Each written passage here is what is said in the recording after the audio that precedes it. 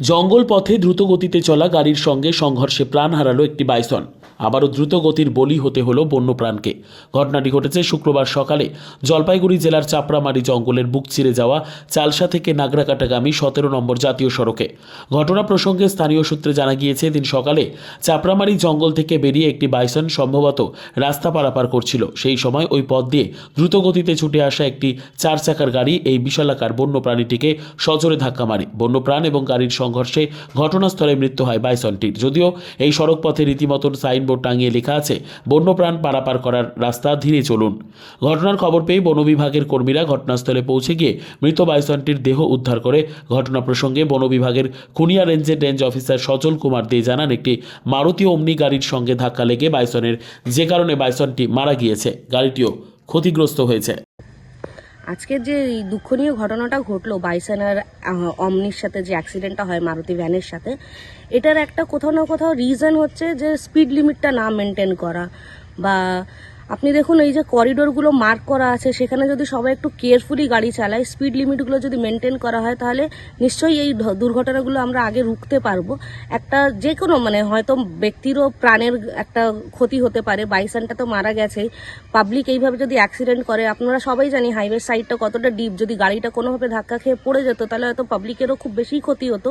আমরা বারবার রিকোয়েস্ট করছি সবাইকে যে যেখানে মার্কিংস আছে ফরেস্টের ভিতরে, যে এলিফ্যান্ট করিডোর বা অ্যানিমাল ক্রসিং করিডোর, ওইখানে একটু গাড়ি আসতে চালান। আর এমনিও ফরেস্টের ভিতরে যে গতি লিমিটটা দেওয়া আছে, স্পিড লিমিটটা, ওটা মেনটেন করুন। আর আমরা ফরেস্টকে রিকোয়েস্ট করব যে সবাইকে একটু সচেতন করার জন্য, বা আমরা সবাই পাবলিকও যদি এইটা নিয়ে একটু সজাগ হই, যে স্পিডটা লিমিট করে চালাই, বা যে স্পিড লিমিট দেওয়া আছে তার ভিতরে চালাই, আর একটু কেয়ারফুল হয়ে চোখ না খুলে দেখে আমরা চালাই, তাহলে নিশ্চয়ই এই অ্যাক্সিডেন্টগুলো আমরা রুখতে পারবো। এই যে কুনিয়া মোড়টা পার হয়ে 1 কিলোমিটারের মধ্যেই হয়েছে। টুয়ার্ডস চালসা একটা শুনলাম, একটা ওমনি গাড়ি নাকি একটা বাইসনকে মেরে দিয়েছে। ওমনি গাড়িও হচ্ছে ড্যামেজ হয়ে গেছে। আচ্ছা, বাইসনটা মারা গেছে। কিভাবে হলো, গাড়িটা কি ওভার স্পিড ছিল, যদি হয়েছে মনে হয়। আচ্ছা, বাইসনটা কি মেল না ফিমেল? ওটা বাইসনটা মেল।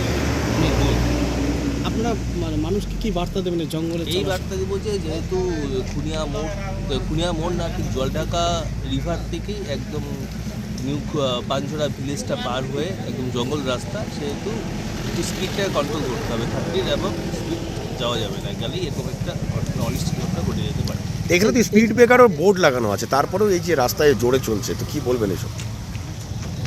এটা তো মানুষের গাফিলতি, মানুষ ঠিকমতো করছে না। তারপর পুলিশ থাকছে, কিন্তু ওরা তো কতটা দেখবে। আর মানুষকে এটাই বলবো যে মানুষ যাতে ভবিষ্যতে না পারে এরকম, যাতে এটা মেনে চলে, আইনটাকে মেনে চলে।